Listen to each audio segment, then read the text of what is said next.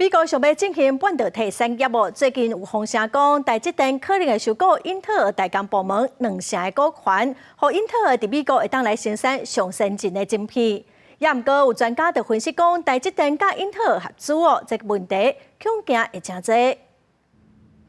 台积电美国厂设厂的进度搁再引起关注。根据外电的报道，亚利桑那州的第3座厂传出可能提前到今年6月动土，2028年第3季投产。另外，为着把晶片制造流转去美国，外媒报道讲传出台积电有可能收购 Intel 代工服务部门的20%股价，又可会当避免反垄断监督。台积电入股 Intel， 协助 Intel 把先进制程的良率提升，确实有可能会分走一些台积电现有的客户，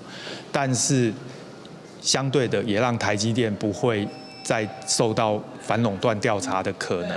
合资能不能让 Intel 的代工事业比较有发展哦？这个其实是存疑的啦。这个在技术上来讲的话，也不见得那么可行。根据路透报道的分析，美国为了强化半导体的产业，掌握关键技术甲生产能力，当拍拼促台积电和 Intel 的合作，无排除采取这几种合作模式，包含如果 Intel 晶圆代工业务，或者是和 Intel 建立合资企业，或者是技术合作，搁有接管部分，或者是全部 Intel 的晶圆厂。针对市场的传闻，美国是台积电甲 Intel 合作。国安高层17表示，政府会替产业解决困难，未逼台湾产业。根据工研院产科国际所统计，今年台湾的 IC 产值有可能会当突破6兆。专家提起讲 ，IC 产业也要注意，敢会真做后一波去美国的产业。全世界10大 IC 设计的排行榜里面，台湾也有几家在里面。这个会不会以后也被川普政府当作是一个，你必须来美国设一个公司哈，